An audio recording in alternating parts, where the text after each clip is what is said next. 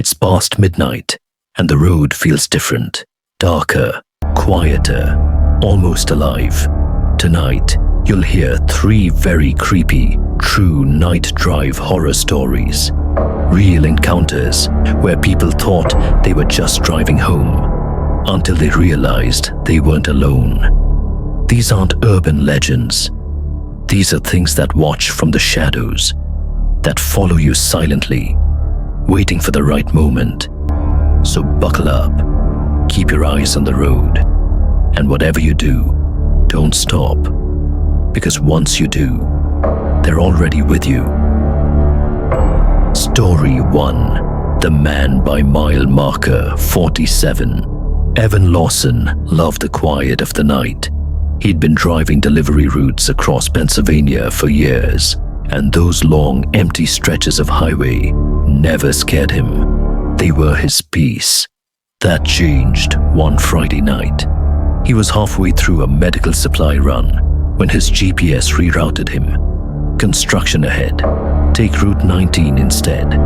It was 2 in the morning. No lights, no other cars. Just black forest pressing in from both sides. The fog rolled in so thick it looked alive. His high beams barely cut through it. Then he saw someone. A man stood on the shoulder, facing the trees. Still, unmoving. Evan slowed down, window halfway down. "Hey, you okay out there?" he called. No answer. The man's clothes clung to him like he'd been pulled from a lake. His skin was gray and swollen, his feet bare and dark with mud. Evan felt a chill crawl up his neck. He eased back on the gas. When he looked in his rearview mirror, his stomach dropped. The man was now standing in the middle of the road, staring directly at him. Evan pressed the accelerator, forcing a laugh to steady himself. "You're just tired," he muttered. "It's nothing." A minute later, the green sign for mile marker 48 appeared ahead, and the man was there again. Same clothes, same posture, head turned slightly, as if waiting. Evan's hands shook on the wheel. He flipped the radio on to drown the silence. Static crackled through the speakers. Then a wet, gurgling voice whispered through the static. "You saw me." Evan froze. The voice wasn't from the radio. It was inside the car, right behind him. He slammed the volume down, heart pounding. The fog thickened again. Every few seconds, he swore he saw movement in it. Shapes pacing the roadside. Then suddenly, a shadow stepped into his headlights. He hit the brakes hard. Tires screamed against the wet asphalt. The man stood right in front of the truck. His eyes were black voids. His jaw opened far too wide, tearing his face in two. And then, gone. The fog swallowed him. Silence followed. Evan sat there trembling, headlights cutting through nothing but mist. When he finally reached home, he barely remembered the drive. His wife met him at the door. "You smell like rain," she said softly, "and dirt." He looked down. His boots were clean, his clothes dry. Then she pointed down the hallway. Muddy footprints trailed from the door, straight into their bedroom. That night, Evan didn't close his eyes once, and outside, under the street light, water dripped slowly from invisible footprints on the concrete. Story 2. The gas station that wasn't there. A week passed. Evan refused to drive Route 19 again. He told himself what he saw was exhaustion, stress, maybe even a dream. But life had other plans. Another late delivery, another detour, and once again, the GPS led him straight back to that cursed road. Halfway through the drive, his fuel light blinked on. He'd filled up that morning. There was no reason it should be low. He coasted to a stop by the shoulder. The air was thick, dead quiet. As he stepped out, his breath fogged the glass. Then he saw a dim red light through the trees. A neon sign blinking. Harlan's Gas and Diner. He almost laughed. Finally, a stroke of luck. He walked through the fog, gravel crunching under his boots, and found a small gas station. Old-fashioned pumps, a diner attached to the side. The air smelled of coffee and gasoline. A bell jingled as he stepped inside. Behind the counter, a young woman smiled, her uniform faded red with a name tag that read Lila. "Evening. Long drive," she said. "Yeah," Evan replied. "Car ran out of gas. Didn't think anyone was open this late. We never close," she said, wiping the counter. "Fog gets bad out here. Gotta keep the lights on." Evan nodded, trying to ignore the eerie emptiness of the diner. Every stool at the counter was empty. Every booth spotless, like no one had eaten there in decades. While she filled his can, his eyes wandered to the wall behind her. A calendar, October 1987. "That's an old calendar," he said. She smiled faintly. "Can't seem to take it down." The register dinged. She slid him a handwritten receipt. "Drive safe now, mister," she said, "and stay clear of mile 47. Evan froze. How do you know I was near mile 47? But she only smiled again, sad this time, and looked away. He thanked her quickly and stepped outside. The fog had thickened into a wall. He turned to look back at the diner. It was gone. The lights, the pumps, everything vanished.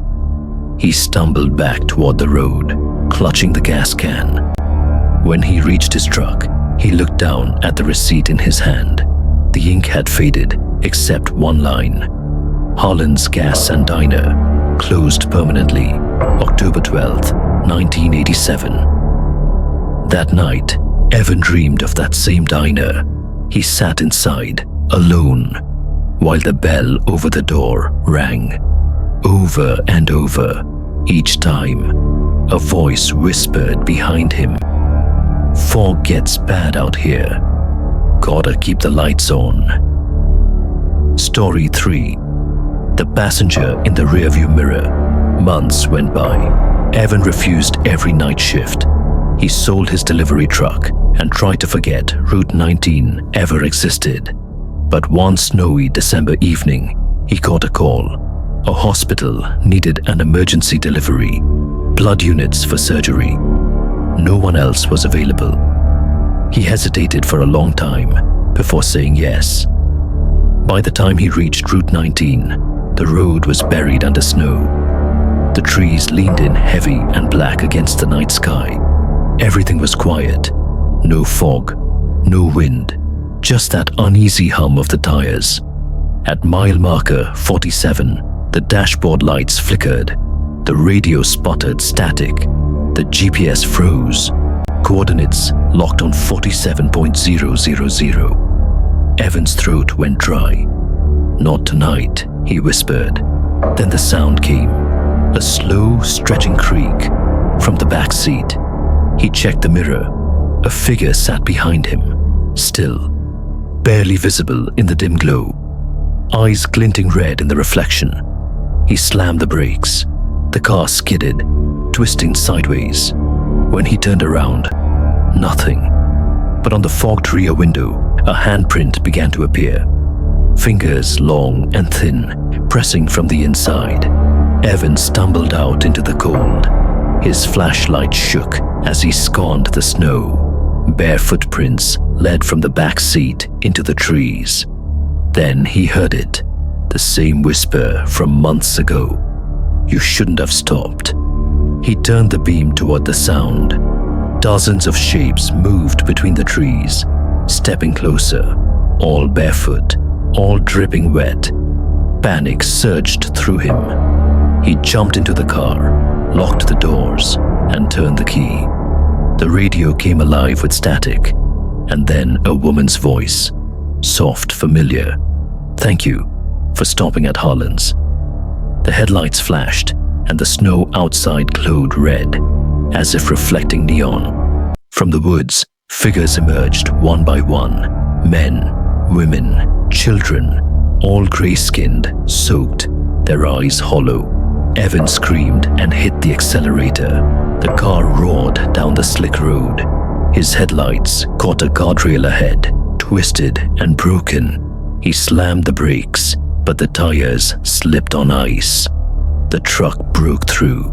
The world flipped. Then, silence. The wreck was found at sunrise. Truck totaled. Driver missing. Police reports say there were no tracks leading away from the crash site. Just water, soaked into the snow, pooling under the twisted metal. Inside the cab, investigators found one burned scrap of paper fused to the dashboard. It read, "Harlan's Gas and Diner, Route 19. We never close." Locals say Route 19 was shut down the following month after a string of disappearances. But some truckers swear they still see headlights moving slow through the fog between mile marker 47 and 50. Sometimes they see a man standing barefoot on the shoulder. Other times, they glimpse a neon diner sign flickering through the trees. If you ever find yourself driving there, late, tired, lost, and see that faint red glow in the mist, keep driving, because on Route 19, they never close.